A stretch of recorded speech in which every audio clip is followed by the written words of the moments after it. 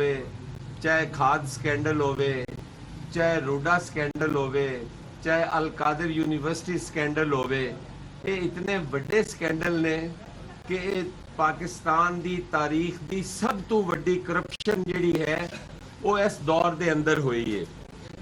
اور میں سمجھنا کہ ان دے وچ جڑا ہے راوی اربن ڈیولپمنٹ اتھارٹی والا سکینڈل آ رہا ہے، ان دے سپریم کورٹ نے بھی اس دی مخالفت کیتی اور سپریم کورٹ نے بھی ان دے اتے حکم صادر فرمایا، لیکن انتہائی ہٹ دھرمی ہے کہ اج بھی اس روڈا دے تحت کاشتکاراں نو بے دخل کیتا گیا، انہاں دیاں کھڑیاں ہوئیاں فصلاں جڑیاں نے خاص کر کے گندم دی فصل جیڑی ساڈی ضرورت ہے وہ فصلاں بھی اجاڑ دتیاں گئیاں اور اپنے پرائیویٹ ڈیویلپرز نو وہ ساریاں چیزاں دتیاں گئیاں، وہ زمیناں دتیاں گئیاں، اتھے ڈیولپمنٹ ہو رہی ہے اور ایک نواں شہر آباد کرن دے چکر وچ ہزاروں ایکڑ جیڑی اراضی ہے ان دے اتے اپنے مالی سہولت کاراں نو فائدہ پہنچان کان او سارا کیتا۔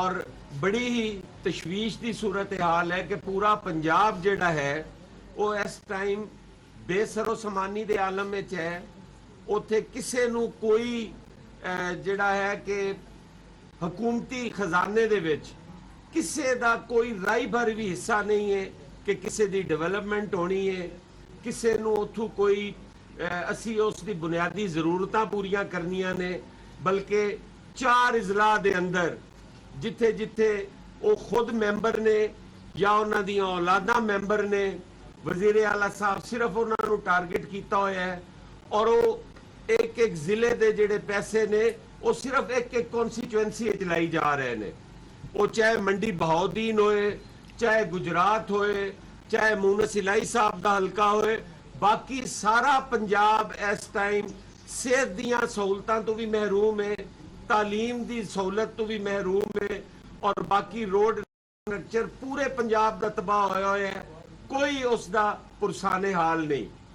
تو انہاں ساریاں گزارشات نے جڑیاں کہ اسی چاہنے ہاں کہ تہاڈی وساطت نال پورے پنجاب دے اندر اسی انہاں نو لوگاں نال شیئر کر سکیے اور لوگاں نو یہ دس سکیے کہ اتنے ڈکٹیٹر مائنڈ ہے نے، اتنی انہاں دی آمرانہ سوچ ہے اور ذہنیت ہے کہ خان صاحب آکھدے نے کہ میں اسمبلی ڈیزالو کراں گا، جیڑا کہ سٹیک ہولڈر ہی نہیں ہے، جیڑا خود پارلیمان نو بے توقیر اور بے حیثیت کردا ہے اور پارلیمان تو بار بار استعفے دے کے پارلیمان تو باہر آندا ہے۔ پارلیمان ہی ایک وہ فورم ہے جن دی سپرمیسی لئی اسی جاناں دیاں قربانیاں دتیاں اور اے فقط اس پارلیمان نو بے توقیر کرن لئی آیا ہے اور ایتھے پارلیمانی جمہوری نظام نو ختم کر کے ایک پریزیڈنشل فارم آف گورنمنٹ چاہتا ہے جن دی پوری قوم مخالفت کردی ہے، اور جتنے بھی ترقی یافتہ ممالک نے انہاں دے وچ پارلیمانی جمہوریت جیڑی ہے وہی سب تو بہتر گنی جاندی ہے۔ میں شکریہ ادا کراں گا تہاڈا اور میں راجہ صاحب نو گزارش کراں گا کہ وہ چند کلمات اور الفاظ جناب نال شیئر کریں۔ بسم اللہ الرحمن الرحیم۔ میں بھی سب سے پہلے تو آپ کا شکر گزار ہوں کہ آپ یہاں موجود ہیں، اور آپ جس طرح کے جنرل سیکرٹری صاحب نے کہا کہ آپ کو آج جلدی اٹھ کے آنا پڑا، اور میں ہمیشہ کی طرح آپ کا شکریہ ادا کرتا ہوں کہ جب بھی آپ سے ملاقات ہوئی آپ کو بڑا حشاش بشاش میں نے پایا، اور جنرل سیکرٹری صاحب نے تو سیاسی معاملات پر بات کی ہے۔ میں آپ سے یہ عرض کرنا چاہوں گا کہ پاکستان کو جتنے چیلنجز درپیش،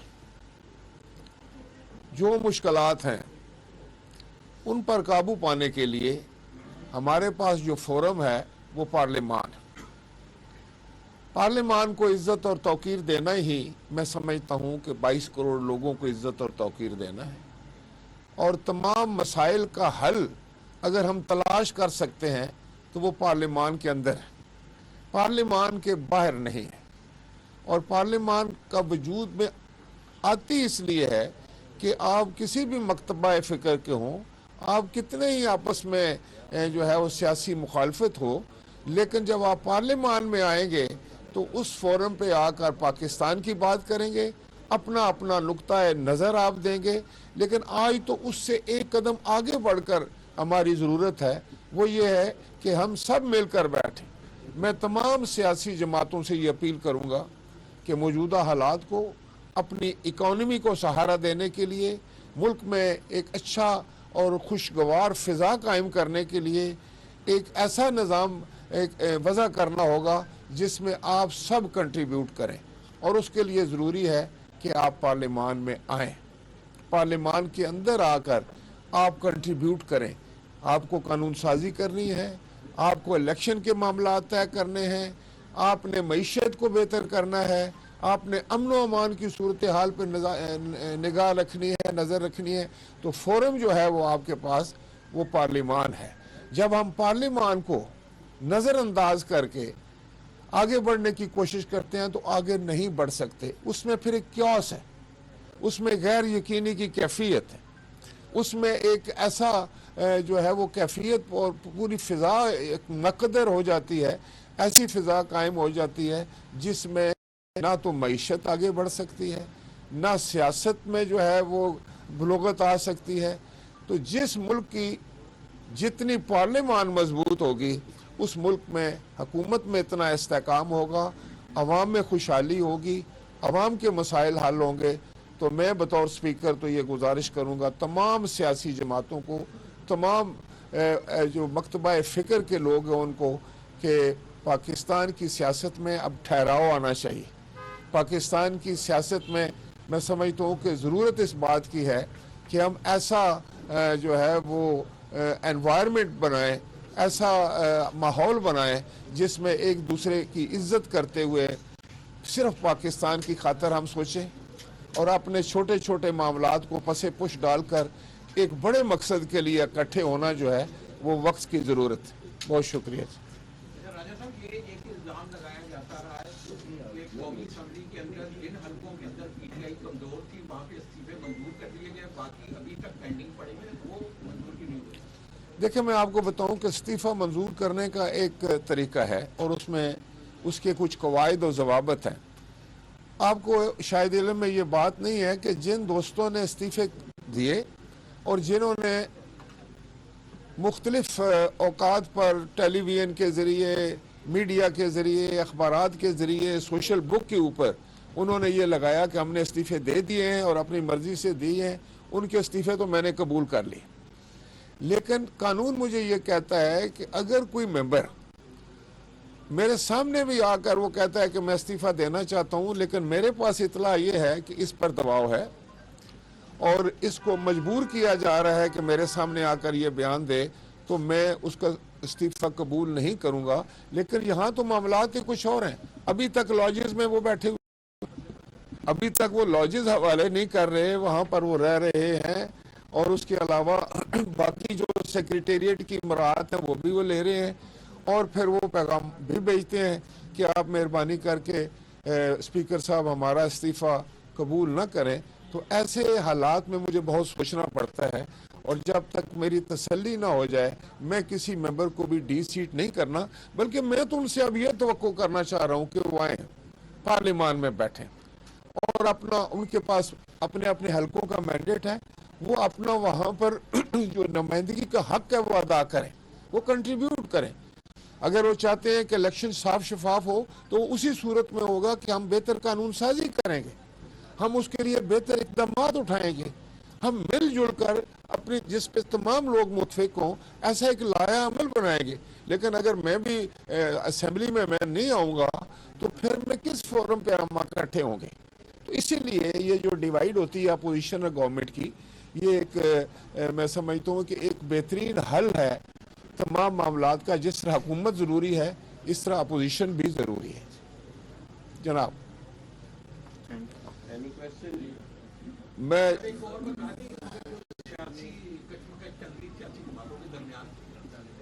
پی ڈی ایم جو ہے وہ ابھی الیکشن نہیں کرانا چاہتی، وہ اپنے موقف سے نہیں ہٹ سکتی ہے، کہاں جا کے معاملہ رکے گا؟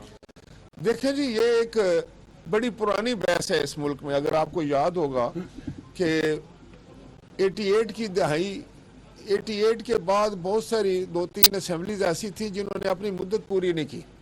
कोई 20 महीने रहे, कोई 2.5 साल रहे, कोई 3.25 साल रहे।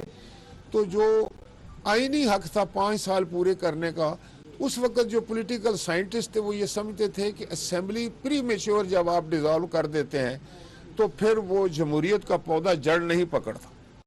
तो ज़रूरी है कि असेंबलियाँ अपनी मुद्दत पूरी करें। फिर आपने देखा कि 2002 की असेंबली ने 5 साल पूरे किए, तो लोगों ने कहा कि इसके ऊपर तो छतरी मार्शल लॉ की थी या फौजी हुक्मरान था। तो फिर आप जब हम आए पाकिस्तान पीपल्स पार्टी 2008 में, तो हमारी असेंबली ने भी मुद्दत पूरी की। फिर जब मुस्लिम लीग की हुकूमत बनी PMLN की, तो उन्होंने भी 5 साल पूरे किए। लिहाजा ये 15 साल का तवातर है। अब ये चौथा जो है ना जी, ये 5वां वो निज़ाम जा रहा है। तो अगर मैं समझता हूँ कि 1-2 असेंबलीज और कभी भी वो अपनी मुद्दत अगर मुकम्मल करती हैं तो उससे एक बड़ी मैच्योरिटी आएगी, मजबूत होगा आपका निज़ाम। और अभी तो टाइम ही क्या रह गया है, अब तो वैसे ही इलेक्शन का साल है, 5वां साल शुरू हो चुका है। बैकडोर जैसे ज़रदारी साहब मशहूर है पीपल्स पार्टी से, हमेशा ये तो की जाती है कि वो बैकडोर डिप्लोमेसी के जरिए इस निज़ाम को चलने के लिए एक ऑक्सीजन फ्राहम करती है। तो परवेज़ लाई साहब से कोई बैकडोर राब्ते हुए हैं आप लोगों के? सुनने में आ रहा है कि मामलात अब जो है ना वो शायद आपके कंट्रोल में आ गए। ये सारे बड़े मंजे हुए सियासतदान हैं हमारे मुल्क के और बड़े लीडर हैं। जनाब आसिफ अली जरदारी साहब तो बिला शुबा उनको कहा जाता है कि वो तो सियासत की जो है वो रमूज़ को समझने वाले हैं और वो मामलात को सुलझाने वाले हैं, मामलात को आगे लेके चलने वाले हैं। इसी तरह परवेज़ इलाही साहब हैं, इमरान खान साहब हैं, जनाब मियाँ मोहम्मद नवाज शरीफ साहब हैं, शहबाज शरीफ साहब हैं, मौलाना फजल रहमान साहब हैं, ANP की क़यादत है, दूसरी जमातें हैं।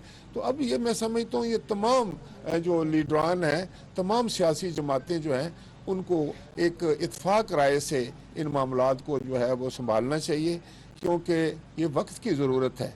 ये कोई किसी की शख्सी जीत और हार नहीं है। हमने इस मुल्क के लिए काम करना है और इस लेके आगे बढ़ना है। बहुत शुक्रिया। ऐसा मजा नहीं गल की थी दसी बैकडोर की जियो है इंजदे ही तवक्को है। देखिए मैं समझता हूँ कि हर चैनल जो है ना, जैसे आपके चैनल जैसे एक बैकडोर चैनल भी है और वो हमेशा रहता है। मतलब आप समझ रहे हैं ये असेंबली मुद्दत पूरी करेगी, रिजॉल्व नहीं होगी? देखिए मैं तो एज ए स्पीकर कोई बात नहीं करूँ, ये तो हुकूमतों और सियासी जमातों की बात है ना जी। और लेकिन मेरी ख्वाहिश होगी बतौर स्पीकर कि हर असेंबली जो है अपनी मुद्दत पूरी करे। बहुत शुक्रिया। स्पीकर कौमी असम्बली राजा परवेज अशरफ मीडिया से गुफ्तगू कर रहे थे। उन्होंने कहा कि पाकिस्तान को दरपेश चैलेंजेस पर काबू पाने का वाहिद फोरम पार्लियामान है। पार्लियामान को इज्जत देना हम सबका फर्ज है।